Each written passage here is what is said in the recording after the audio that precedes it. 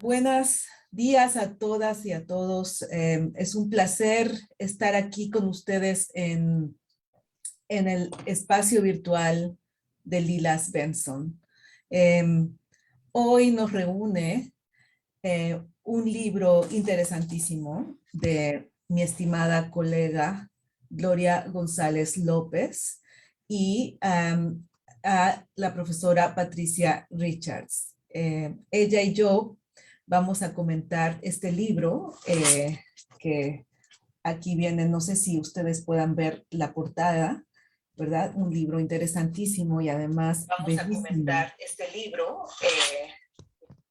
Y quiero antes que nada presentar a Gloria para que ustedes la conozcan brevemente. Gloria González López nació en Monterrey, Nuevo León. Tiene un doctorado en sociología por la Universidad de Southern California en Los Ángeles y realizó postdoctorado en la Universidad de California, Berkeley. Tiene una maestría además en terapia de pareja y familia y terminó sus estudios de licenciatura en psicología por la Universidad Regiomontana antes de emigrar a Estados Unidos. Actualmente trabaja como profesora aquí en UT Austin en el Departamento de Sociología, en donde ha realizado investigación cualitativa en estudios de género y sexualidad, sobre todo con poblaciones de origen mexicano en ambos lados de la frontera. Ofrece cátedra a nivel de doctorado, maestría y licenciatura, y es autora de numerosos libros, el que hoy nos incumbe, pero también es muy conocida por sus trabajos sobre el incesto, secretos de familia, incesto y violencia sexual en México, con prólogo de la doctora Marcela Lagarde. Se publicó en México en el 2015. Fue originalmente escrito en inglés como Family Secrets, Stories of Incest and Sexual Violence por NYU University Press. Su otro libro, Travesías eróticas, la vida sexual de mujeres y hombres migrantes de México, también apareció en inglés por la UT Press. Como ustedes ven, Gloria es una escritora fronteriza, feminista, que escribe en ambos lados de la frontera y como veremos, también con las dos partes que hacen a los seres humanos, la razón y el corazón. El tema del libro que nos incumbe, del cual hablaremos más detenidamente, pero ahora le cedo la palabra a Gloria y después yo daré mis comentarios sobre el libro. Y Patricia después. Bueno, pues muchísimas gracias. Muchísimas gracias, Adela. Y muchísimas gracias a Patricia Richards, también por acompañarnos. El día de hoy vamos a tener este formato que en México se conoce como conversatorio, ¿no? O sea, vamos a tener una conversación y para mí es un gran honor que tengamos oportunidad de conversar sobre este libro, Senderos Feministas, pero antes que nada, como en cualquier espacio, cuando se presenta una amiga, me gustaría presentar a Patricia, a la doctora Patricia Richards, que es profesora de Sociología y de Estudios de la Mujer en la Universidad de Georgia, aquí en Estados Unidos, y recibió su doctorado aquí en UT Austin y también es socióloga, al igual que una servidora. Y la mayoría de su trabajo de investigación se ha enfocado en el género, la raza, los movimientos sociales, las políticas estatales y la lucha sobre los recursos y los derechos en Latinoamérica. Es autora de Pobladoras Indígenas y el Estado. Son conflictos sobre los derechos de las mujeres en Chile. Y se lo publicó Rutgers en el 2004. Y luego La raza y el milagro chileno, neoliberalismo, democracia y derechos indígenas, y Pittsburgh se lo publicó. Y El racismo, el modelo chileno y el multiculturalismo neoliberal bajo la concertación, 1990-2010, que se lo publicó Penguin Editores.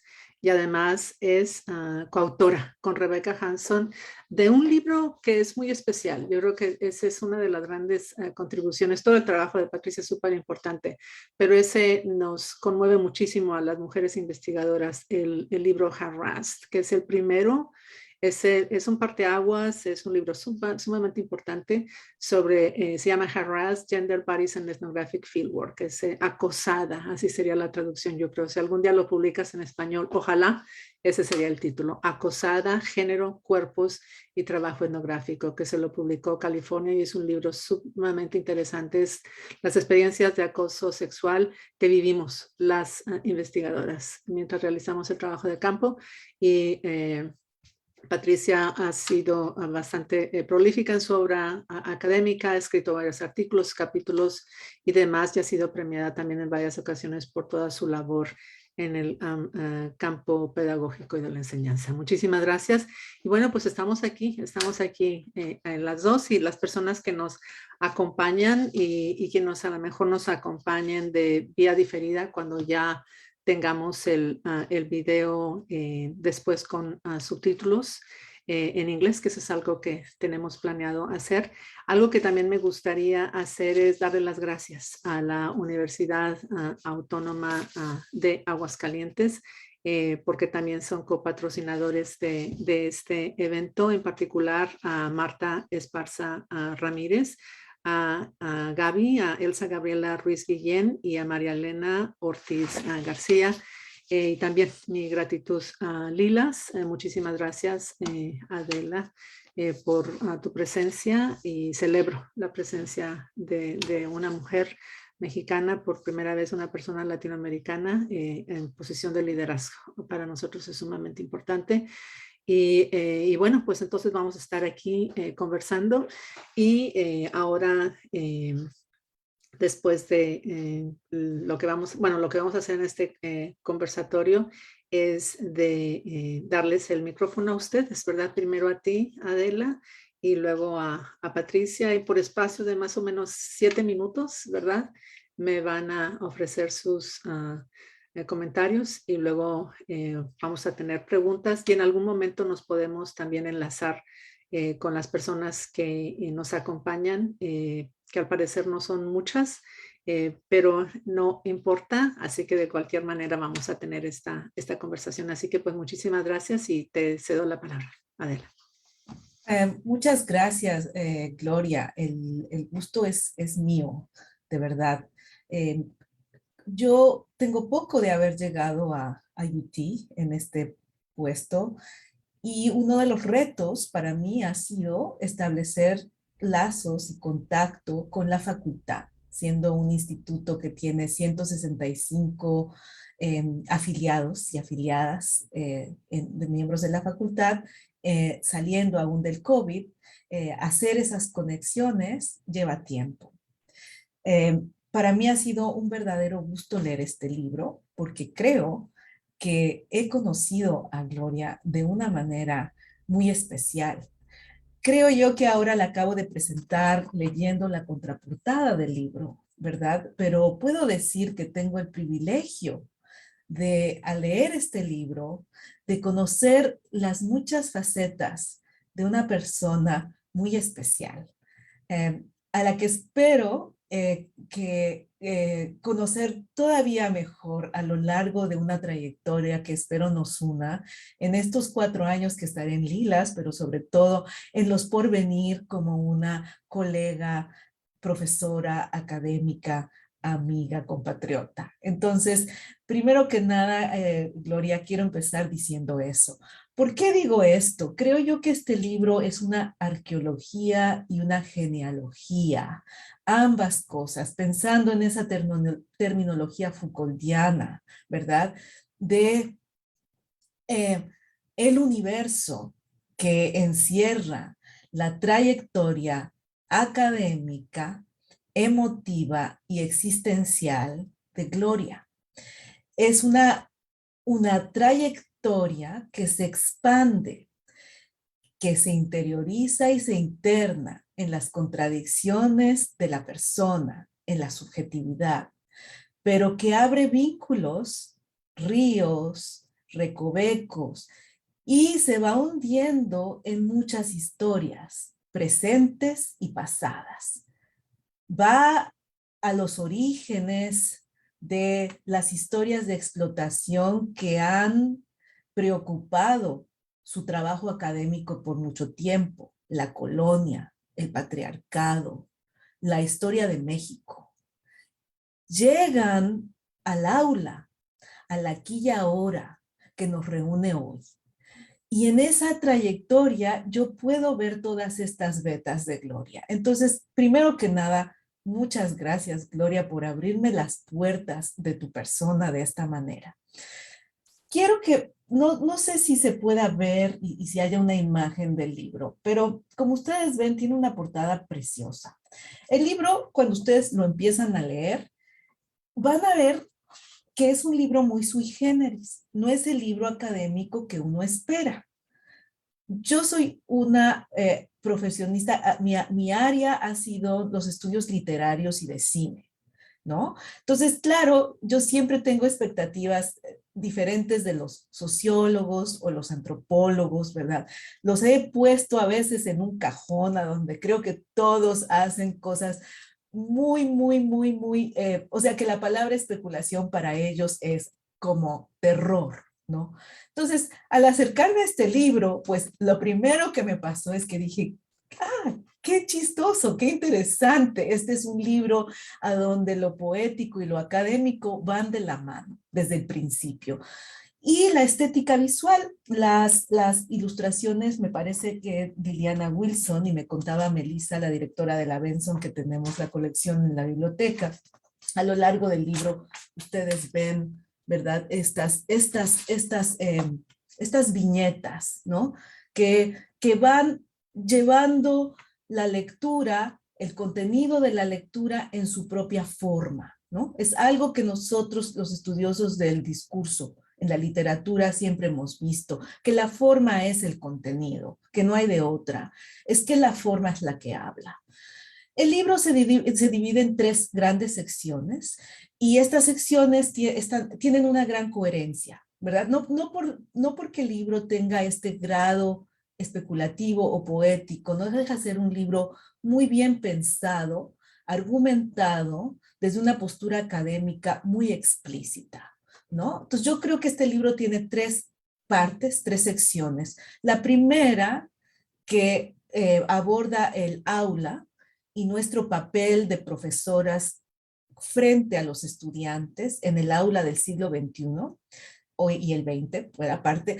La segunda que de alguna manera aborda las epistemologías que la profesora Gloria ha visto, ha estudiado a partir de sus incursiones en la vida personal, participación en proyectos creativos, los ritos de iniciación que ella pasó al internarse a la Academia Norteamericana y su sociología, su forma de hacer sociología feminista y académica, como académica en la Universidad Norteamericana.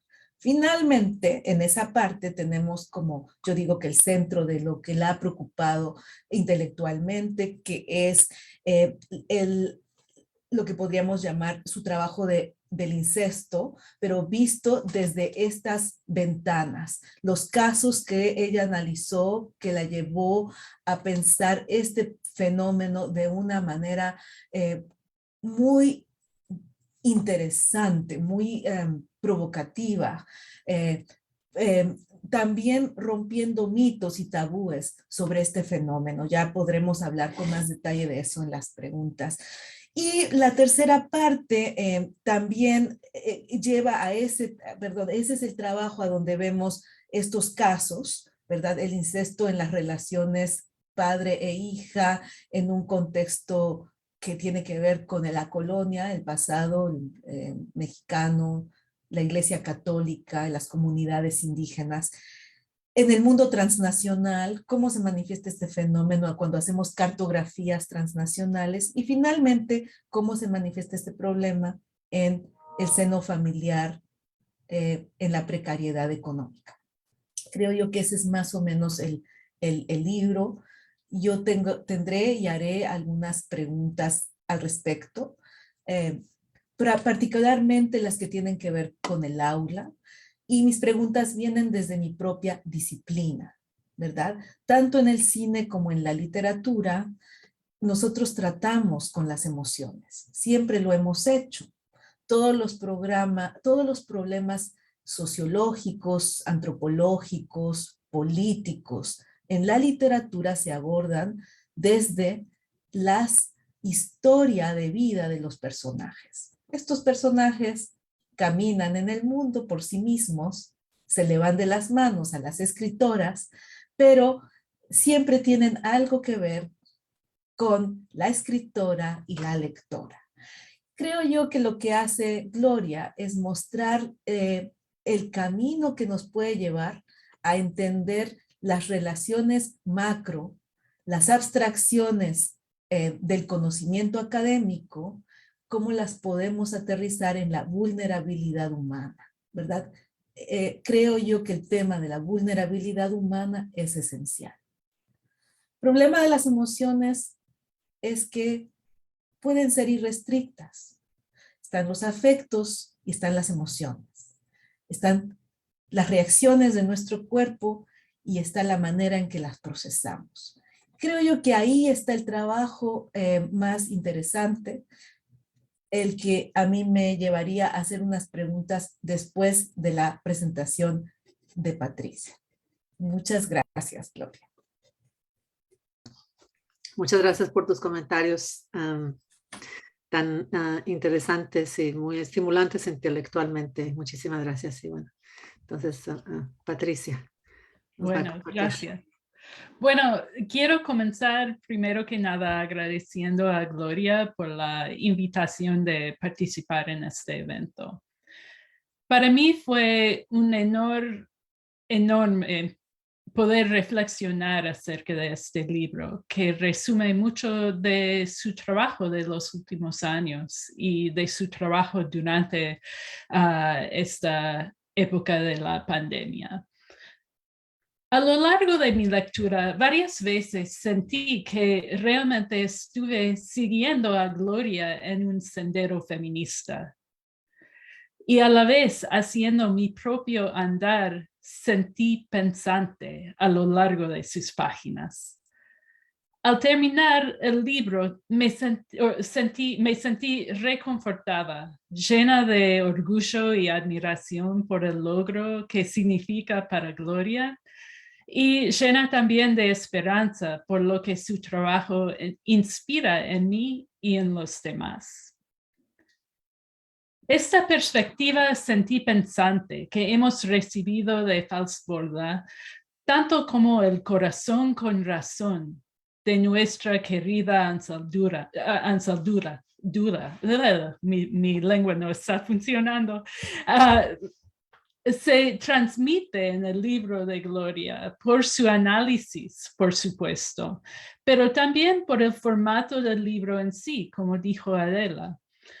El libro consta de artículos de ella traducidos por primera vez al español, además de entrevistas con otros expertos y expertas en los temas de violencia e incesto, transcripciones de talleres que llevaron a cabo con la Casa Amiga en Ciudad Juárez, reflexiones personales acerca de la docencia, la investigación y la vida universitaria, poemas, esas muy lindas ilustraciones evocativas que nos mostró Adela también, y también un ensayo acerca de su madre. Se llama La primera feminista que me amó, que apareció originalmente en Ms. Magazine y que me hace llorar un poco cada vez que lo leo.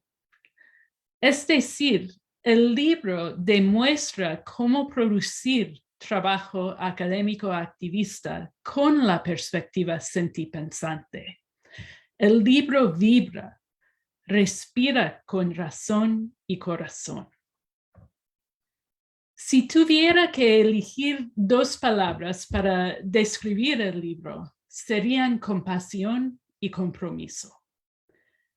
Se nota en sus escritos la compasión y el respeto con la cual trata los y las supervivientes de violencia sexual con que trabaja.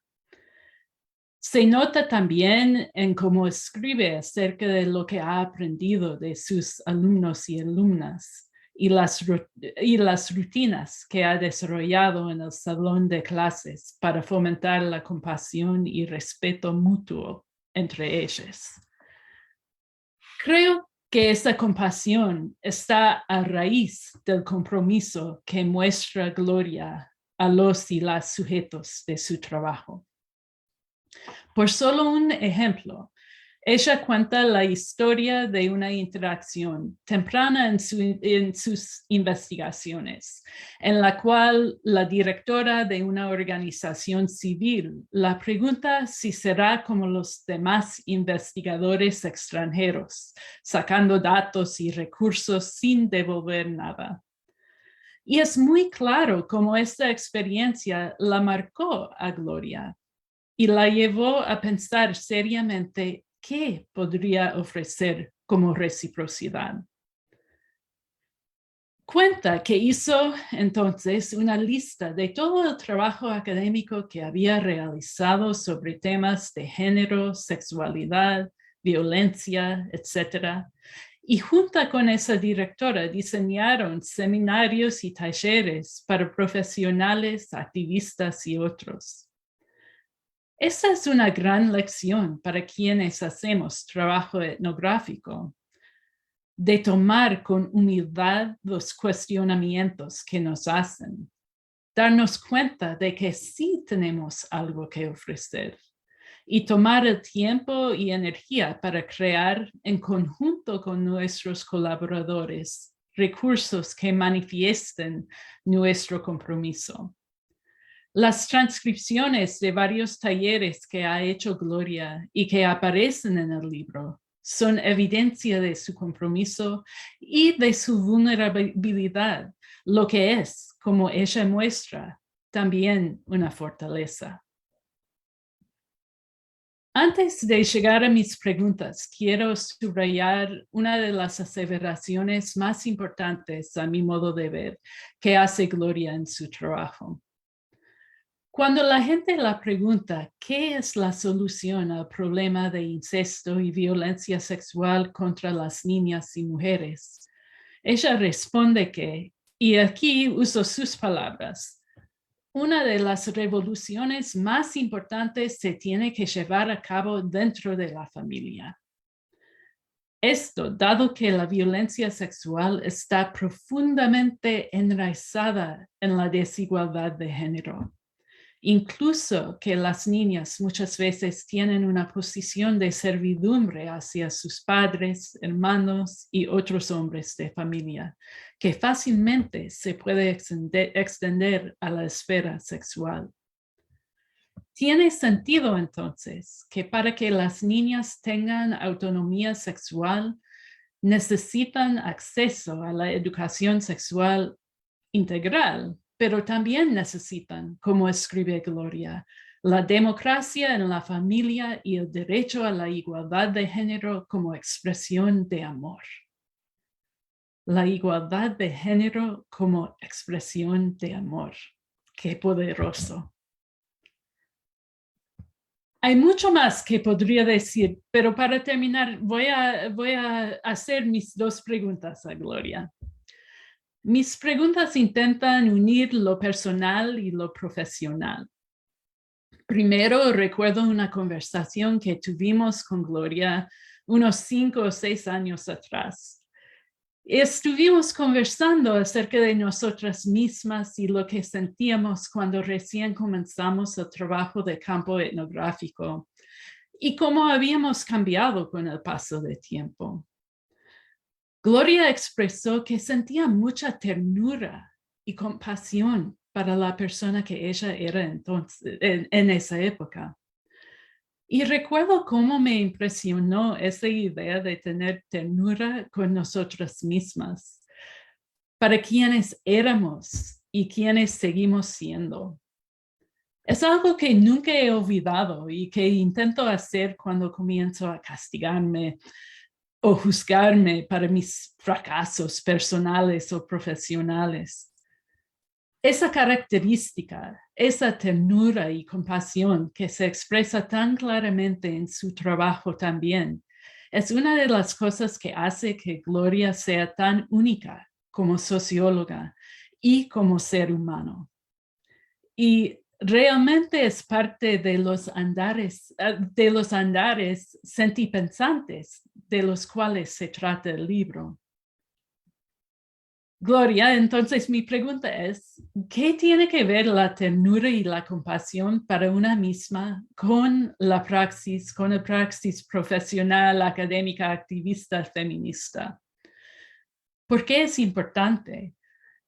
Y a lo mejor aquí tu respuesta nos llevará también a uno de los temas que aparece en el libro, que sería la relación entre el autocuidado y la creación de futuros colectivos más justos.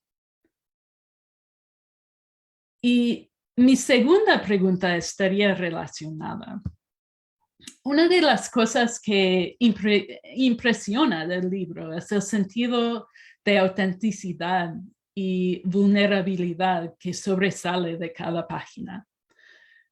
Creo que eso tiene que ver con los riesgos que Gloria toma como académica. El riesgo de ser sentipensante en la producción académica activista. Entonces, Gloria, me gustaría que comentaras un poco acerca de cómo has llegado a este punto. ¿Qué ha sido tu andar hacia la producción académica sentipensante? ¿Y cuáles son los riesgos y cuáles son las potencialidades de este modo de ser y trabajar en la academia y en relación a los otros mundos que tocamos a través de nuestro trabajo? Bueno, eso sería. Gracias.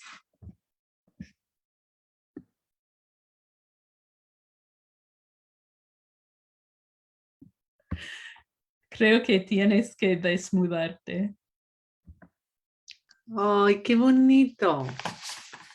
¡Qué bonito! Se me derritió el corazón tal chocolate en el desierto. Sí, sí, muy, muy bonito. Es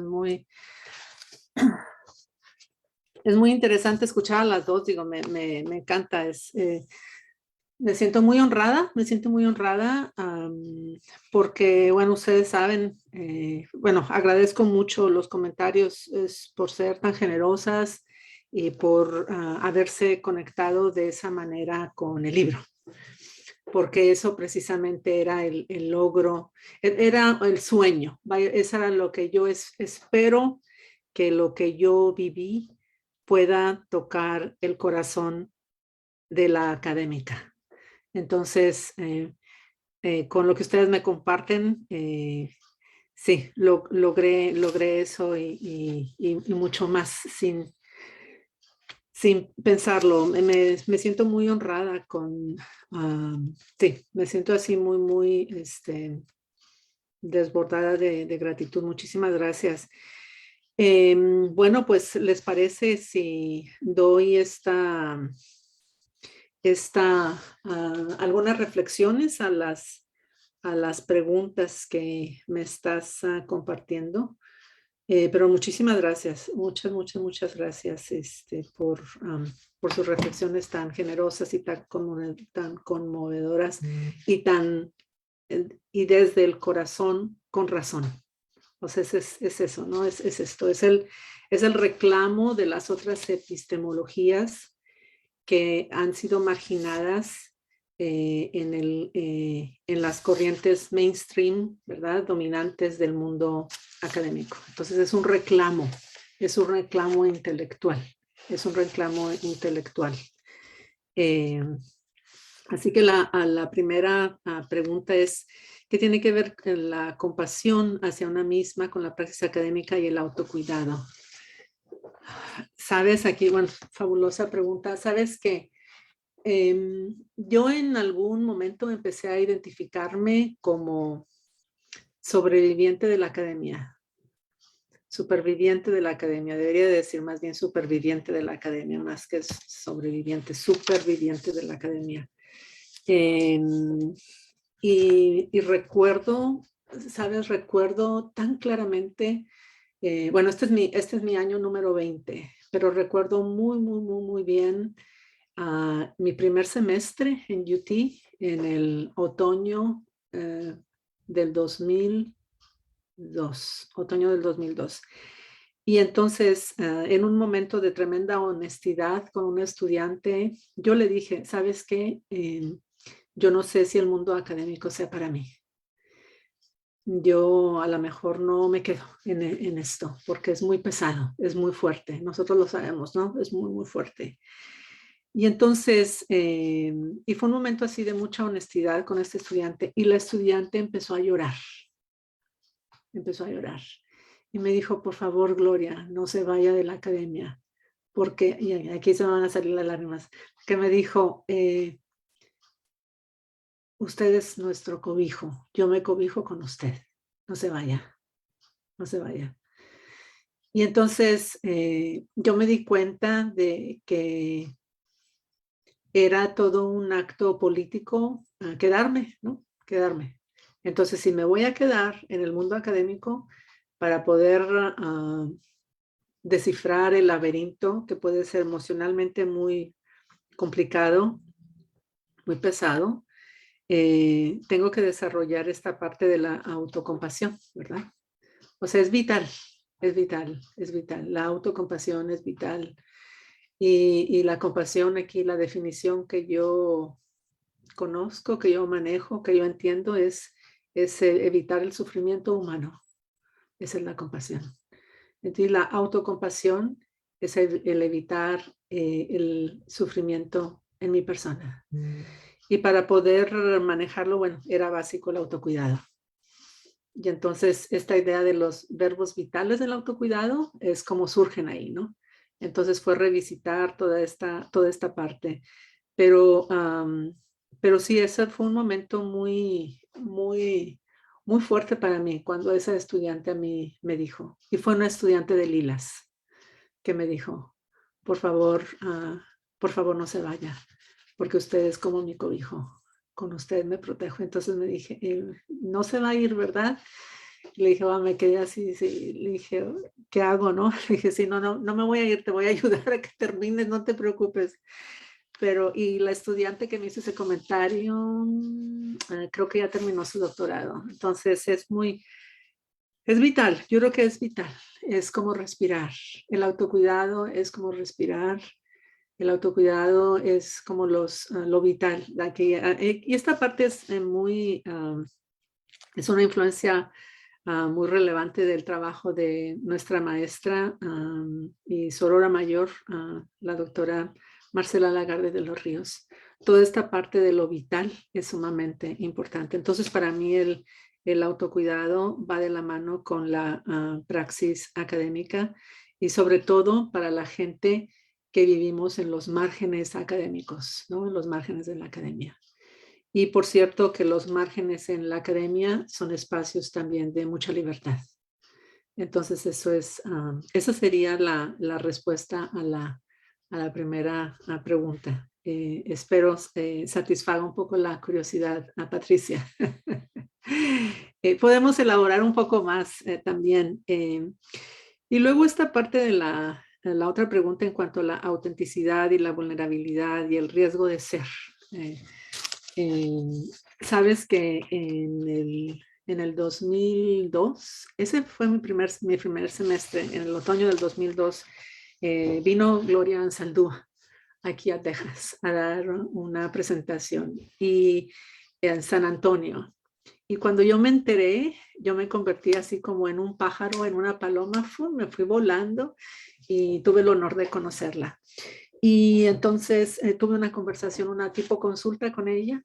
Y una de las preguntas que le hice es, por favor, dígame como decimos en español, ¿no? Su consejo, su sabiduría para alguien que está completamente, ahora sí, entrando en este ambiente académico. Y cuáles serían un poco, pues sí, su recomendación, su consejo, sus palabras de sabiduría, ¿no? Y lo primero que me dijo en inglés, you don't want to be like me. Tú no quieres ser como yo. Le dije, no, yo quiero ser como usted. Dice, no. Nosotros hicimos lo que hicimos para que ustedes no tengan que hacerlo. Y me encantó, ¿no?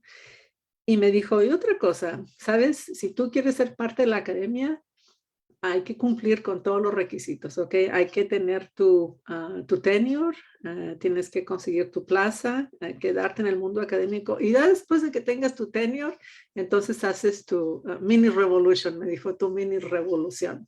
Entonces, para mí, este riesgo de ser, esta autenticidad, es algo que yo he estado explorando, algo que he estado explorando como parte de mi ser, tanto a nivel humano como a nivel académico, ¿sí?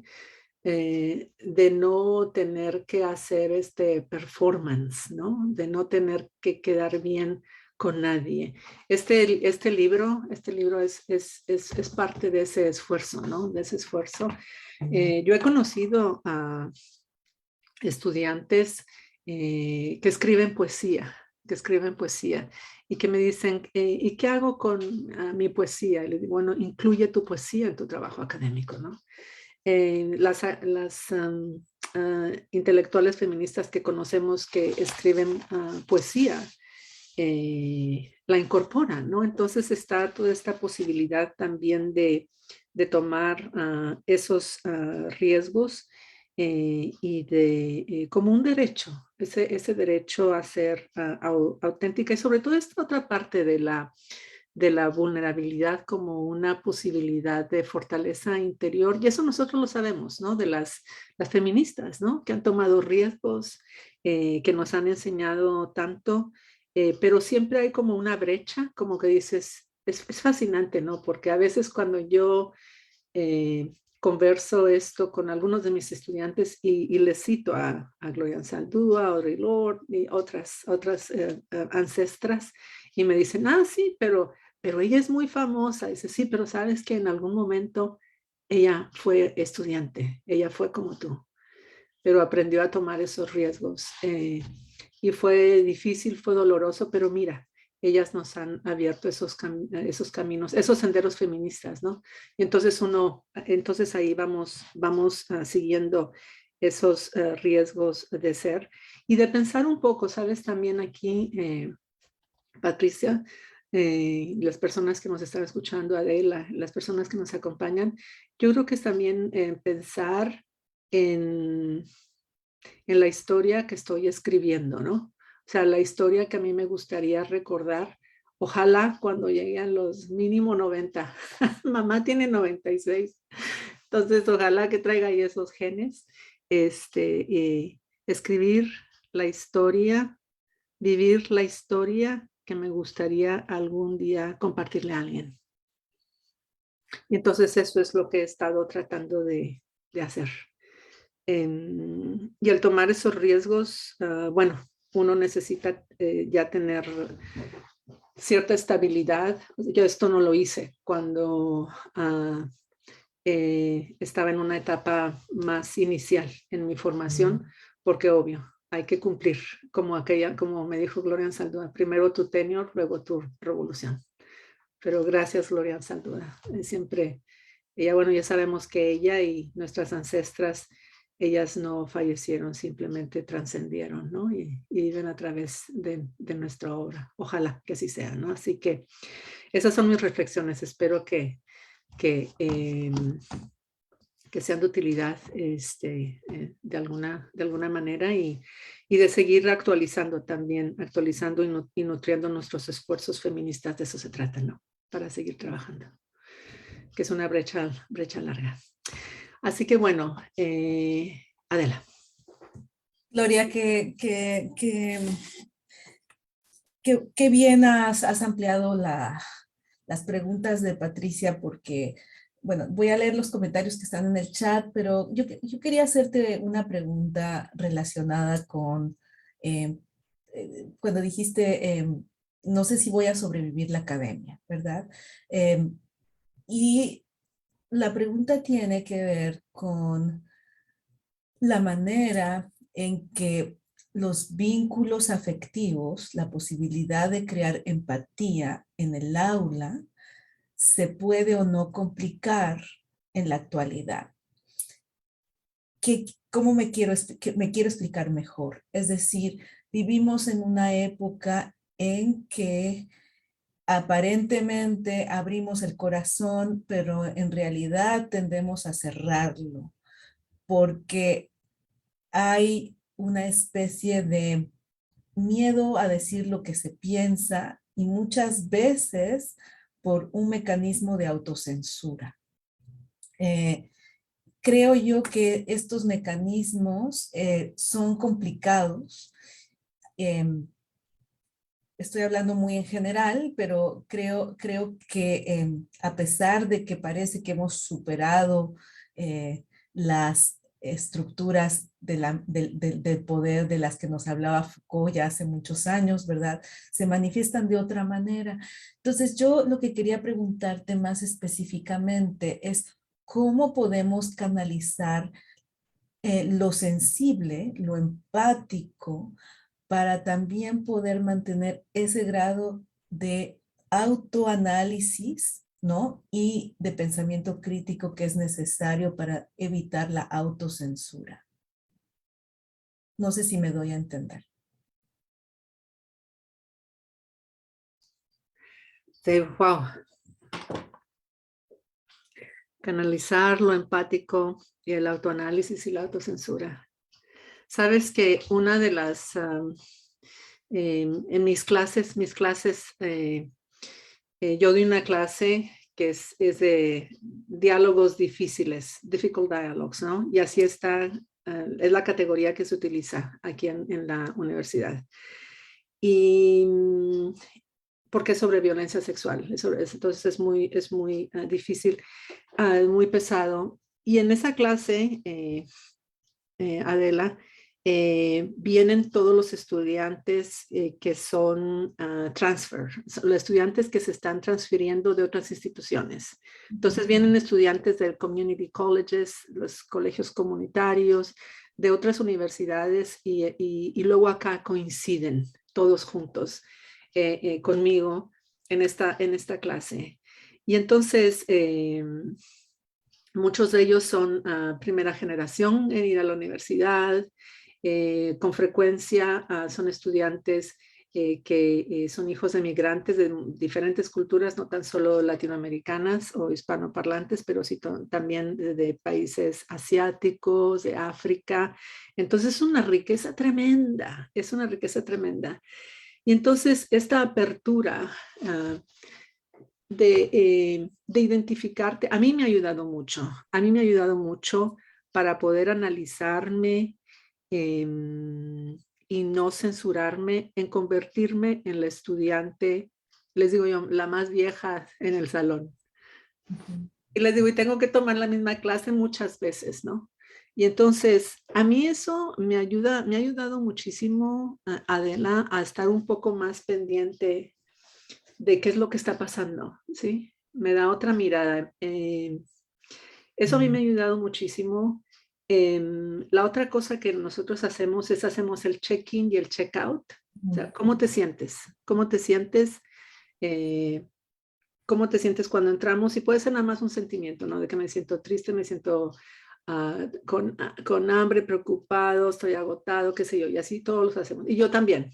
Por ejemplo, el día de hoy, yo tuve mi clase después de esta presentación, hicimos el check-in y les dije, estoy nerviosa porque vamos a presentar mi libro.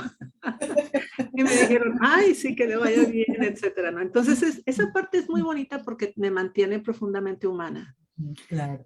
Y cuando te mantiene profundamente humana, de alguna manera te ayuda.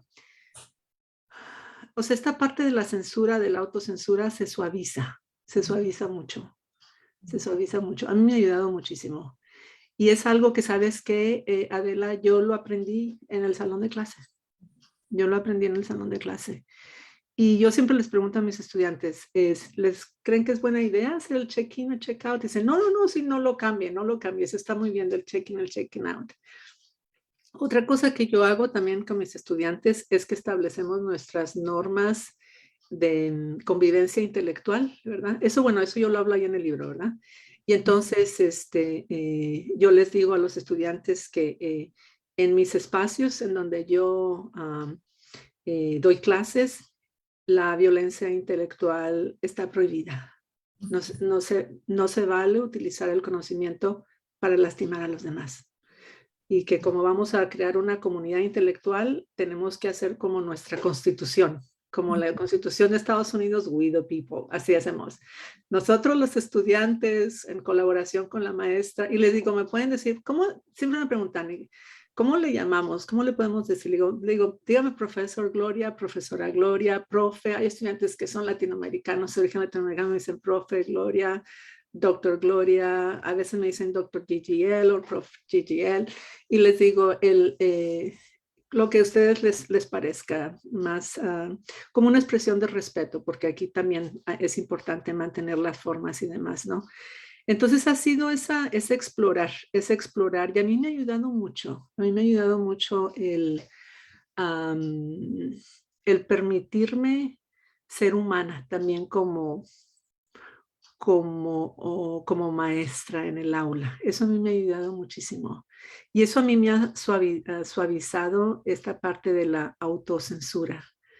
Y sabes, otra cosa que también he tratado de hacer es de que si yo no sé las respuestas a las preguntas, decirlo con los estudiantes. Hubo un estudiante hace varios semestres, me encantó porque me dice, bueno, usted, ahora estamos aprendiendo sobre cómo la colonización estableció todas estas normas de desigualdad de género y promueve la violencia sexual. Entonces explica todo esto. Dice, ¿qué pasó con la colonización por parte de España y de Portugal en los países asiáticos? Y era el caso de las Filipinas. Dice, por favor, explíquenos cómo se moldea el género en todas las partes en Asia donde llegaron los españoles y los portugueses. Y yo dije, ese es un libro.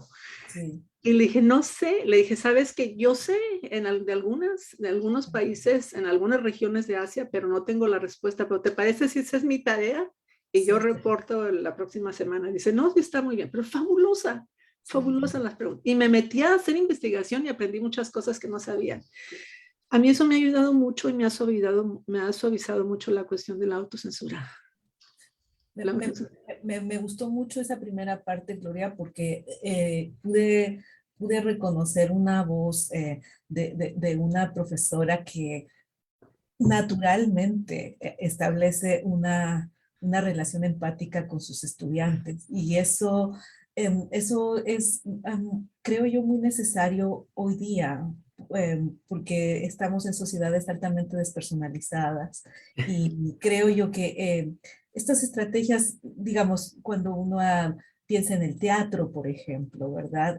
A donde la idea de desnudarte o llegar al extremo de la gran vulnerabilidad frente a otros te posibilita ser otro.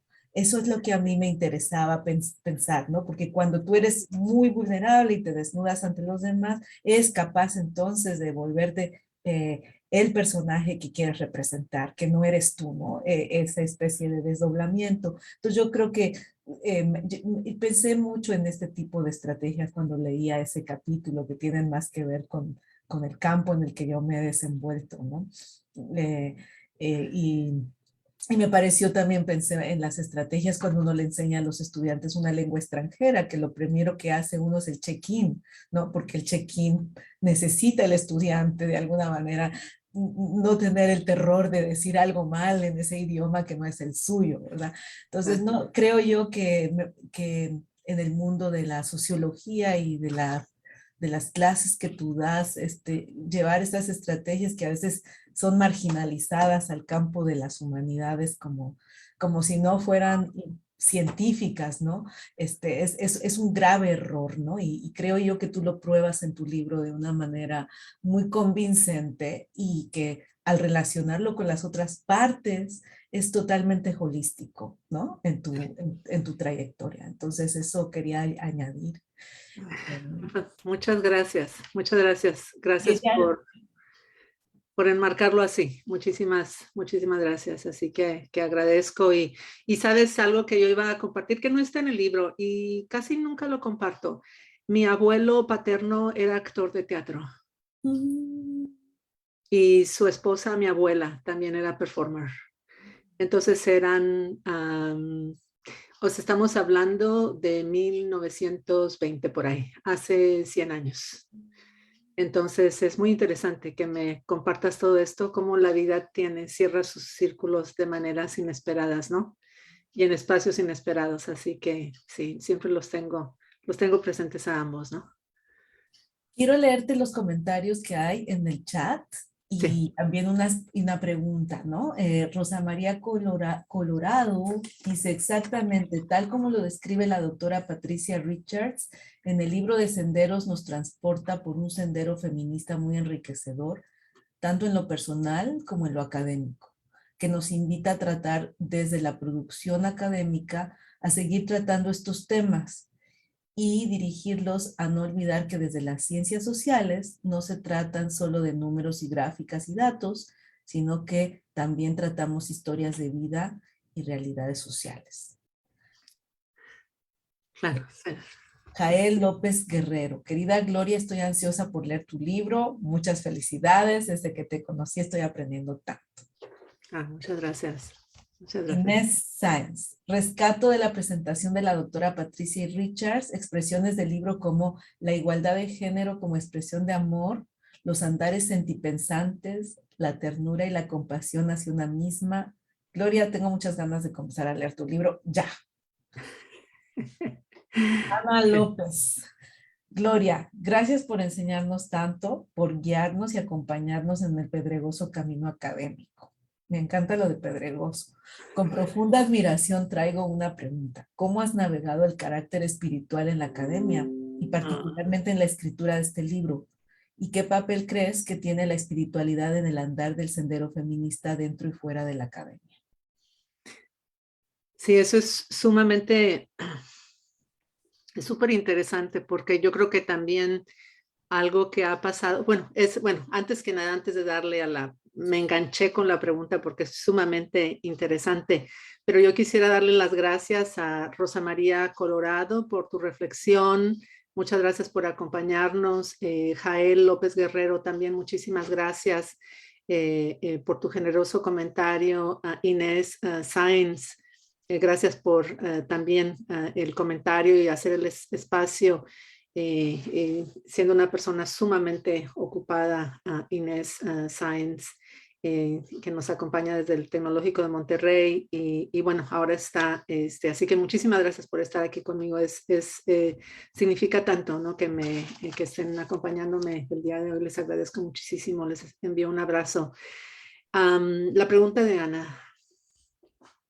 Yo creo que esta parte de la espiritualidad es sumamente interesante porque a veces siento como si viviéramos algunas, no todas, pero a lo mejor como cierto closet espiritual, cierto, como que hay un closet espiritual, ¿no? En el mundo académico. A mí me tocó hace algunos años en la Asociación Americana de Sociología. Patricia, tú vas a esa reunión, ¿no? American Sociological Association, que es así la organización, ¿no? Que cuida de nosotras, de las profesionistas, todos los compañeros, compañeros, ¿no? Que pertenecemos a esta organización, a esta disciplina. Ahí es a donde asistimos a esa conferencia.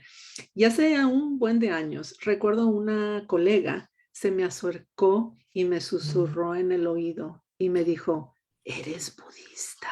Me preguntó que si era budista. Y entonces volteé a verla y le dije también en susurro, le dije, sí. Y entonces me dijo, ok, así me dijo, ok, nada más así se quedó pensando. Y me ha sucedido con algunos otros compañeros que siguen, o sea, que leen la filosofía budista, que la filosofía budista les ha, que la tienen como práctica espiritual. Entonces esta parte es muy interesante, ¿no? De el permiso que nos damos para salir de esos otros closets, ¿no? Ese closet espiritual. Y a veces, bueno, obvio, también de vivir en un estado como en el estado de Texas, ¿no? De cómo lo manejas, ¿no? Cómo esas manobrias también de supervivencia, ¿no? En estos andares. Entonces, yo creo que para mí en el caso mío, o sea, en el caso mío personal, a mí la filosofía budista me ha ayudado muchísimo. Me ha ayudado muchísimo. Yo practico la meditación y bueno, tengo toda una práctica en ese sentido. Y a mí me ha ayudado muchísimo porque ustedes saben que yo trabajo el tema de la violencia sexual. Entonces, si yo no tuviera todo ese trabajo de la autocompasión, yo no podría. O sea, yo no podría trabajar temas tan dolorosos. Entonces, para mí ha sido, volviendo al concepto de lo vital, para mí ha sido fundamental el tener también esa práctica de la espiritualidad. Y esta parte que es sumamente interesante es de nuevo revisitar a las académicas que nos han dado, entre comillas, permiso de tener una vida espiritual, ¿no? Y entonces revisitamos de nuevo, ¿no? Yo pensando en Gloria Saldúa, que utiliza el concepto del activismo espiritual, ¿no? Entonces es muy interesante, pero redefinir lo espiritual, o sea, cuando dices espiritual, ¿qué significa, no?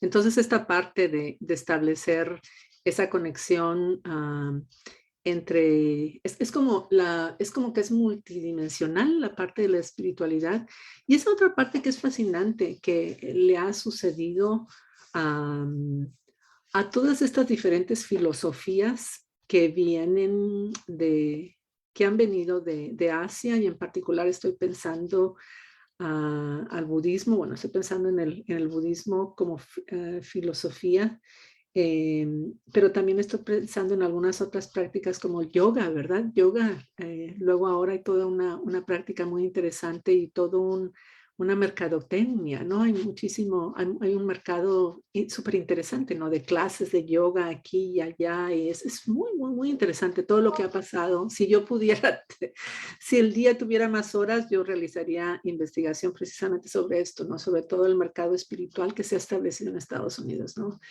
Y sobre todo lo que le ha pasado a estas filosofías de Asia cuando llegan a Occidente, ¿no? Lo que han hecho. Entonces, pero está todo este campo que es muy interesante, que en el caso mío, bueno, a mí la meditación me ha ayudado muchísimo como parte del autocuidado. Pero yo creo que aquí es parte de la pregunta de Ana, que es buenísima, es el rescatar de qué manera en las metodologías, o sea, todo el trabajo de investigación, o sea, todo el trabajo de investigación, cómo podemos incorporar la espiritualidad, ¿no? Entonces, yo creo que ver el modo en que podemos establecer esas conexiones y de no comprometer, de no asfixiar esa parte profundamente humana mientras realizo mi trabajo académico, sino por lo contrario, a hacerlo como parte de tu fundamento o como parte esencial de lo que estás tratando de hacer académicamente hablando. Ahora bien, viene la realidad, ¿no? La gente que está interesada en tener una carrera académica, aquí sobre todo en Estados Unidos, hay que conseguir el tenure, ¿no? Hay que conseguir el tenure, cuál es la expectativa, qué es lo que hay que publicar, etcétera, etcétera. Pero al mismo tiempo estamos que ahora yo ya me considero más senior, ¿no? Entonces las que estamos haciendo todo este trabajo de cómo ir ayudando a las generaciones que nos vienen siguiendo atrás, ir ayudándoles a labrar el camino, ¿no? Y hay trabajo sumamente interesante. Bueno, yo estoy pensando de nuevo que la filosofía budista es la que conozco un poco más a nivel académico. Esto que comenta Ana de poder establecer esas conexiones. Y en las nuevas metodologías que estamos, o sea, como etnógrafas, la gente que yo trabajo, todas las metodologías cualitativas, etnografía, yo me identifico como etnógrafa, cómo hacerlo para que esa parte tuya no se comprometa, como tu espiritualidad no se comprometa, y sino que por lo contrario te mantenga profundamente humana, y de qué manera todo eso puede ayudarte a escribir un libro que por ejemplo, en el caso mío, la Universidad de Nueva York me publicó, ¿no? Entonces es algo sumamente interesante, ¿no?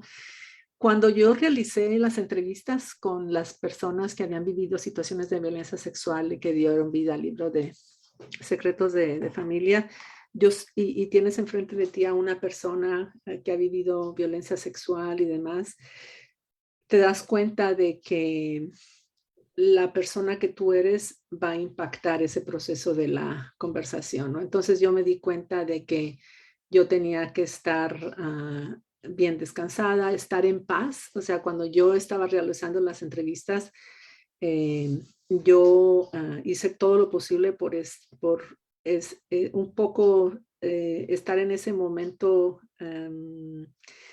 sí, de profunda, no tan solo autocompasión, sino compasión también hacia la persona, pero estar en paz enfrente de ella, ¿no? Porque si yo estoy alterada, si no tengo esa presencia, si no tengo ese autocuidado, que se pudiera decir también espiritual, es difícil realizar esas entrevistas, ¿no?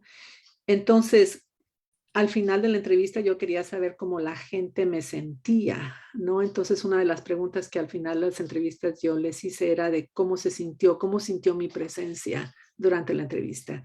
Y la gente me empieza a decir, Gloria, gracias por haber llorado conmigo. Entonces yo ahí es donde me di cuenta de que conmoverte es parte del proceso de investigación. Y yo no me hubiera podido conmovido si no hubiera tenido esa paz interior. Entonces ahí todo está interconectado. Esa es una parte, ¿no? Es decir, o sea, dentro y fuera de la academia y se van desdibujando las fronteras entre la parte personal y la parte académica, ¿no? Entonces esa es una, y es también muy diferente como lo vivimos en México a como se vive en Estados Unidos. Cuando he dado talleres en la Ciudad de México, recuerdo en algún espacio y se termina el taller y la gente hace fila para darme un abrazo. O dar un abrazo y un beso, ¿no? Y entonces, o llorar conmigo. Y entonces, en alguna ocasión yo le dije, aquí en la Ciudad de México en una hora me dieron todos los abrazos que no me dan en un año en Estados Unidos. Entonces fue muy interesante esta parte de conectarte. Y no es fácil, a veces también, obvio, es agotador, pero ahí es donde entra la cuestión del autocuidado, ¿no? Entonces, espero darle respuesta. Es una pregunta sumamente interesante. Muy importante, pero espero al menos satisfacer, tiene muchas capas, al menos una de las capas para Ana López. Muchísimas gracias. Y luego tenemos acá otra pregunta, ¿verdad? ¿Deseas tú Sí, comentarios? tenemos 2 comentarios más y creo que ya no vamos a poder tomar más porque se nos acerca el tiempo, pero Natalia Ochoa escribe, muchas gracias, voy a leer los dos, Trujano. Natalia Ochoa, muchas gracias, Gloria, qué conversatorio tan poderoso de grandes académicas. Gracias por abrir espacios donde la compasión y la emoción convivan con la razón analítica. Mi pregunta, ¿qué dijo su mamá cuando le leyó el ensayo que le dedicó, considerando con todo lo que ha logrado como académica? Gracias, muy inspirador. Y luego Rosa María Colorado escribe, felicidades doctora, es sumamente enriquecedor compartir con feministas desde la academia. Y lo es aún más con visionarias como usted, que marcan sin duda a las feministas que estamos en formación, marcando el camino y combatiendo el sendero con su libro. Gracias. Sí, muchísimas gracias. Aquí hay más. Una cosa nada más aquí. Tenemos hasta las 2 de la tarde, ¿no? El evento es de 2. Ok, perfecto. Y para no apresurarlo, Sí. entonces, si te parece bien, porque empezamos a las 12:30. Sí. Tenemos hasta las 2. Y tú estás bien, ¿verdad, Patricia? ¿Tú estás bien? Sí, ok. Entonces, tú también estás bien de tiempo, ¿verdad? Yo estoy bien, sí. Ok, sí, tenemos hasta las 2. Ok. Y luego hay un replay de Inés a ti, tanto tú, Gloria, como lo diste ahora de la Pineda, la violencia intelectual y mucho más profundamente la violencia epistémica es parte de nuestra vida académica. Quienes trabajamos desde las humanidades lo padecemos. Puedes elaborar un poquito más al respecto. Wow, ok, sí. Sí, claro, es buenísima. Muchísimas gracias, Inés. Yo creo que esta parte, yo creo que hay varias cosas. Buenísima la pregunta.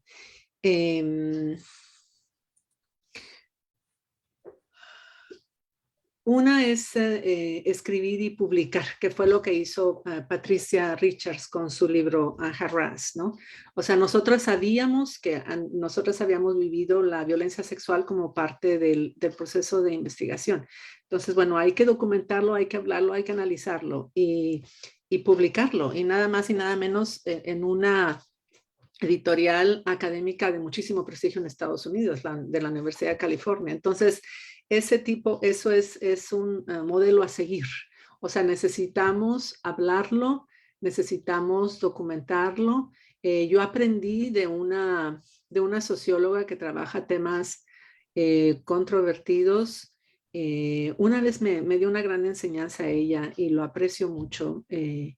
Cuando yo le consulté sobre una publicación que yo no sabía si debería de escribir y publicar, que era sobre toda esta cuestión de la acoso sexual en la vida de los hombres jornaleros. Son los hombres que buscan trabajo fuera del Home Depot, hombres migrantes que viven acoso sexual por parte de sus patrones, personas que los contratan, que algunos de ellos se identificaron como hombres gay blancos. Entonces es muy controvertido, ¿lo publico o no lo publico? Y consulté con una socióloga que trabaja temas muy pedregosos, me gustó la palabra de Ana, muy escabrosos. ¿Y sabes qué me dijo ella? Me encantó. Me dijo, Gloria, documenta tu lucha, documenta la tensión, escríbela y públicala. Entonces esa parte yo creo que es muy importante aquí, Inés, documentarla, escribirla, hablarla, porque la sobrevivimos, ¿verdad? Pero es importante documentarla, cuestionarla, hablarla, ver quién ya lo está haciendo, a lo mejor en algunos otros países, algunas compañeras que lo han hecho en algunos otros países, en otros idiomas, y empezar y no darlo por sentado, ¿verdad? No darlo por sentado y seguir esos modelos, como el de Harass, ¿no? El libro de Harass, otros libros también que se han publicado, sobre todo lo que se da por sentado, lo que se acepta, lo que no cuestionamos. Entonces, romper esos silencios es esta parte, ¿no? De esta expresión de que el silencio no nos va a proteger, el silencio no nos va a proteger, ¿no? Que es de Audre Lorde, ¿verdad? Silence, your silence will not protect you. Sí. El silencio no nos va a proteger. Entonces, documentar esos silencios, romper esos silencios intelectuales. Y esa es una de las grandes contribuciones del feminismo que nos ha ayudado profundamente a hacer visible lo que ha permanecido invisible en las sociedades patriarcales, ¿no? Entonces, y la academia se encuentra ahí, ¿no?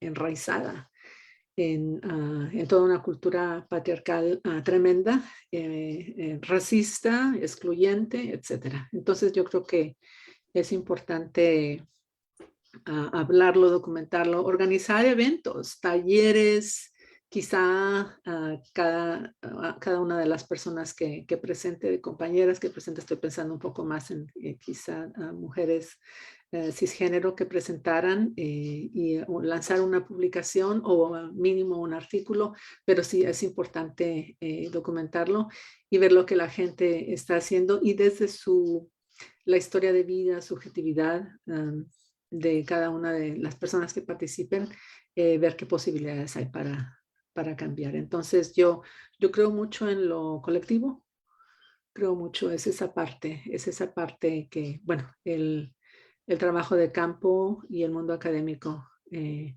aprendido esa gran lección de que al autocuidado le podemos quitar el auto y ponerle colectivo, ¿no? El cuidado es colectivo, ¿no? Entonces, pero sí es una pregunta buenísima, muy, muy, muy importante, porque sí, todas las humanidades como las ciencias sociales tenemos todo lo que es la corriente dominante, ¿no? Tenemos todas las corrientes dominantes, quienes las controlan, los discursos que se controlan, y luego estamos las demás personas, ¿no? Que no seguimos esos discursos, esas ideologías académicas.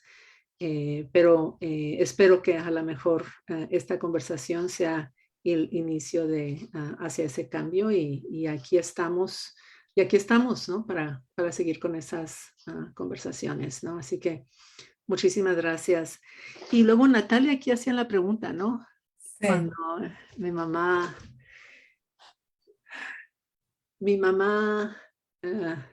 tan linda mi madre.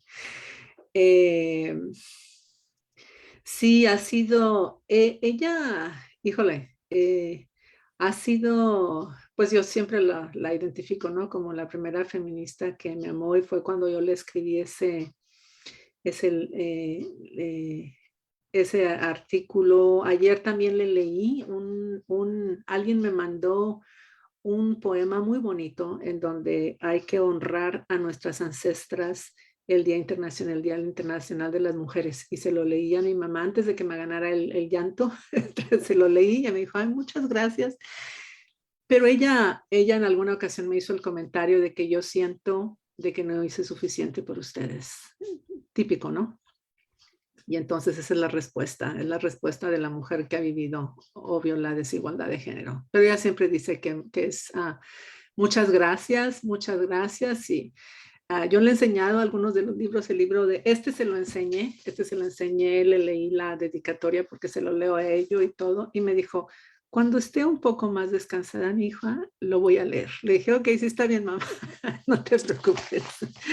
Pero eso es lo que ella me ha dicho. Le he mostrado el de Secretos de Familia, cuando salió en español se lo mostré. Y entonces me dijo, qué bueno, mija, que se te sigan ocurriendo más cosas para que escribas más libros. Le dije, sí, mamá, muchas gracias. Entonces, y a lo mejor aquí podemos remontarnos a la portada, ¿verdad? Que está, bueno, que aquí es difícil mostrarlo tiene el efecto. De pronto, Pero lo estábamos, de pronto lo podemos compartir en la pantalla. sí, a lo mejor sí. Porque cuando me lo compartió a Liliana Wilson, cuando yo vi esa imagen, a mí me recordó mucho el comentario que hizo mi mamá. Esa imagen de esa niña me recordó mucho el comentario y lo tengo en la página 250 del libro. Cuando una de mis hermanas mayores, yo soy la menor, tengo 2 hermanas mayores, me dijo, a ver, acércate, Gloria, para ponerte el maquillaje. Te voy a poner maquillaje. Yo tenía más o menos como unos 12 años. Y entonces fue cuando dijo mamá, siempre lo he recordado así, no la maquilles, creo que cuando ella sea mayor va a ser como esas mujeres que piensan y escriben. Entonces cuando yo vi a esa niña me recordó a la niña a la que no le pusieron maquillaje. Entonces me recordó mucho. Yo tengo una foto de aquel entonces y se le da cierto parecido, ¿no? Tiene cierto aire a la niña de la imagen. Entonces yo creo que ahí fue cuando empezó todo. Mi mamá me dijo que yo iba a pensar y a escribir y que no tenía por qué ponerme maquillaje. Entonces ahí yo creo que ahí empezaron los senderos feministas con esa niña de 12 años en Monterrey, Nuevo León, en alguna colonia de clase trabajadora en Monterrey.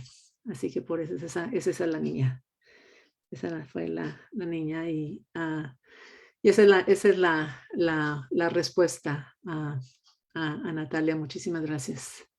Y bueno, pues todavía nos quedan 15 minutos yo para hacerle justicia al horario, pero no sé si tengan algunas reflexiones. Y vamos a hacer a ponerle subtítulos, ¿verdad? Yo estaba conversando con Paloma y vamos a tener este evento con subtítulos en inglés después cuando se haga la reproducción. Así que pues muchísimas gracias. Muchísimas gracias. Yo quiero dar las gracias a las personas que nos han estado acompañando. Muchísimas gracias y muchísimas gracias por sus comentarios tan generosos, sobre todo en esta semana que es tan especial, ¿no? Para todas las compañeras, para todas nosotras, las personas que somos parte de un movimientos feministas desde diferentes espacios, localidades, regiones, naciones, a nivel global. Entonces, Gloria, no sé si hay algo más. Sí, dime. hay un texto muy bonito que está en este libro, que es el de Machu Picchu. Ah, sí. Yo quería preguntarte sobre ese texto, porque primero yo pensé que era una especie de poema en prosa de amor a una persona, ¿no? Y Y era dije, una esto montaña. está bien erótica esta parte. Y luego resultó que era Machu Picchu. Entonces, Resultó que era entonces montaña. resultó que era una montaña. Entonces, quería Sí. preguntarte de dónde vino la inspiración de este texto. Me gustó mucho. Pero sí dije, ya nos tomó el pelo Gloria aquí con este. Sí, qué interesante, ¿no? Y por eso le puse espiritualidad, ¿no? Sí, sí, muy bonito. Sí, fíjate que yo cuando mi primer libro, Travesías Eróticas, salió, cuando iba a salir, con tiempo, bueno, es mi primer libro, ya sabes cómo te sientes cuando tu primer libro va a salir, es así como que se te va el sueño casi, ¿no? Y yo le pregunté a la editora de Naomi Schneider, la editora de UC Press, de la Universidad de California Press. Le dije, Naomi, ¿cuándo va a salir mi libro? Y ya me dio la fecha. Y entonces le dije, ok, ese día yo quiero estar en un lugar muy alto dando gracias. Y entonces ella me dio la fecha, que fue en el verano del 2005.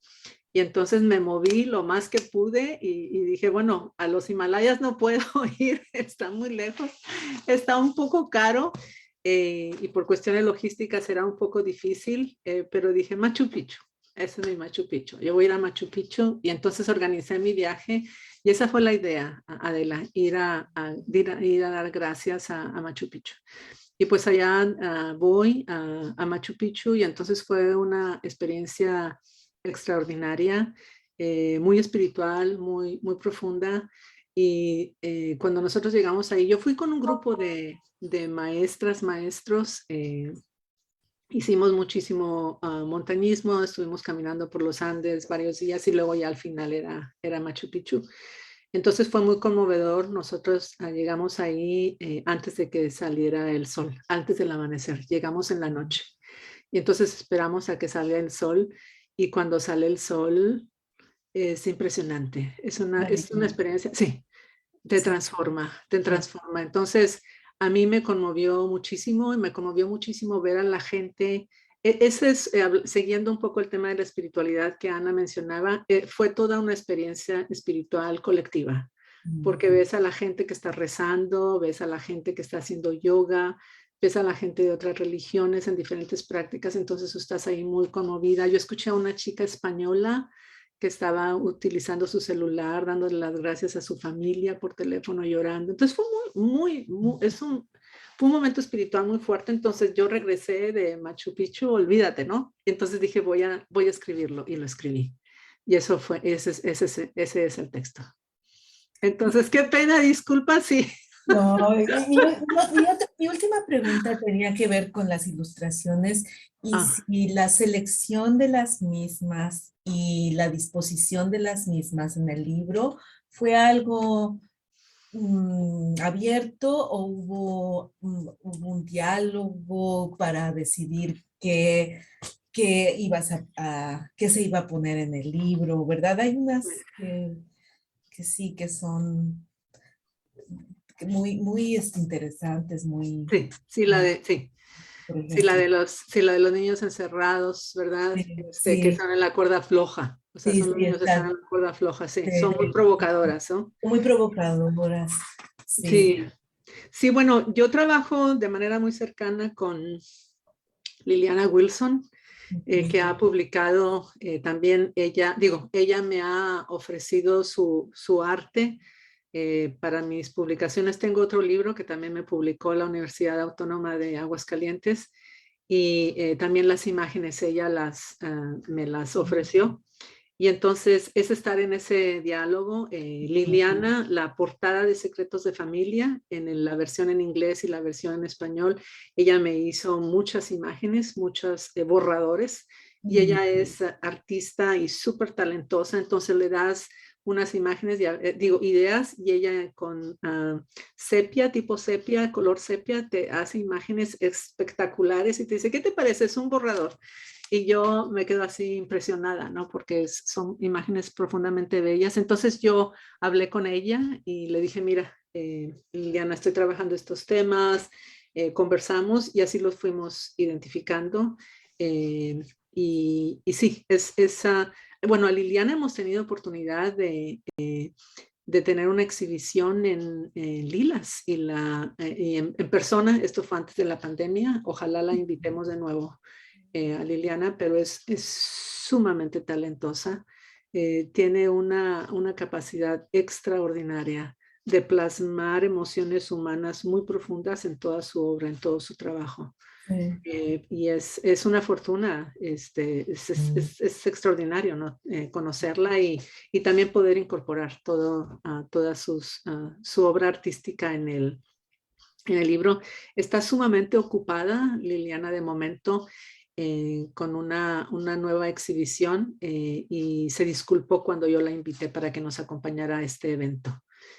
Porque yo quería que ofreciera sus reflexiones, pero me dijo en alguna otra ocasión porque está muy, muy cargada de trabajo ahora mismo con un nuevo proyecto, una exhibición. Pero sí, es increíblemente talentosa, ¿no? Son imágenes muy, muy, muy bonitas. Me gustan mucho los rasgos de las niñas, los niños. Sí, tienen muy su toque, muy su sello, ¿no? Muy, muy particular. Y hicimos todo lo posible porque también las imágenes que identificamos plasmaran, vaya, el corazón con razón, el sentir pensar de las diferentes contribuciones, ¿no? Sí. Así que fue como lo hicimos. Así que bueno, nos quedan algunos minutos, ya escasos minutos ya. No sé si desean dar a lo mejor algunas reflexiones finales, Patricia o Adela o las personas que nos acompañan. No sé, estoy tan feliz que Adela preguntó por las ilustraciones y también por ese poema de Machu Picchu, porque tenía la misma curiosidad de eso. Sí. Pero qué lindo también y qué importante que dices que decidiste ir a un lugar muy alto para dar las gracias cuando salió tu libro. Eso también me impresiona, o sea, el acto de agradecer. Sí, la gratitud. Y fue muy bonito. Fue una experiencia, yo no conocía Perú, nunca había ido allá, entonces fue muy bonito. Y cuando en Cusco conocí a unas señoras en el mercado y les dije, vine a dar gracias a Machu Picchu, y dijo, ¿y las flores? ¿Ya compró las flores? Y yo, ay, ¿qué más tengo que llevar? Entonces fue muy bonito que la gente me explicara, ¿no? La gente local me explicara. Así que fue una experiencia muy interesante. Y fue también una gran lección. También algo muy cómico e interesante que me sucedió es que de regreso, o sea, cuando bajamos el grupo y todo, cometí el error quizá de ir a un café internet a checar mi correo electrónico. Y entonces estaba un mensaje era la BBC de Londres, iban a tener un programa especial sobre género e inmigración. Entonces me dijeron, nos gustaría invitarla. Y entonces yo dije, qué maravilla, ¿no? O sea, yo de por sí, por la experiencia, estaba ahora sí que con el corazón tan abierto y dije, no, pues un gran honor, ¿no? Que me inviten. Y me dijeron, ¿usted tiene acceso a un estudio? Le dije, ¿cómo se puede hacer? ¿Por teléfono? ¿Cómo lo tienen pensado hacer? Me dijo, usted necesita tener acceso a un estudio con apoyo profesional y todo. Le dije, no, pues olvídese, estoy en Machu Picchu. Bueno, pues qué pena. Pero no lo cambio.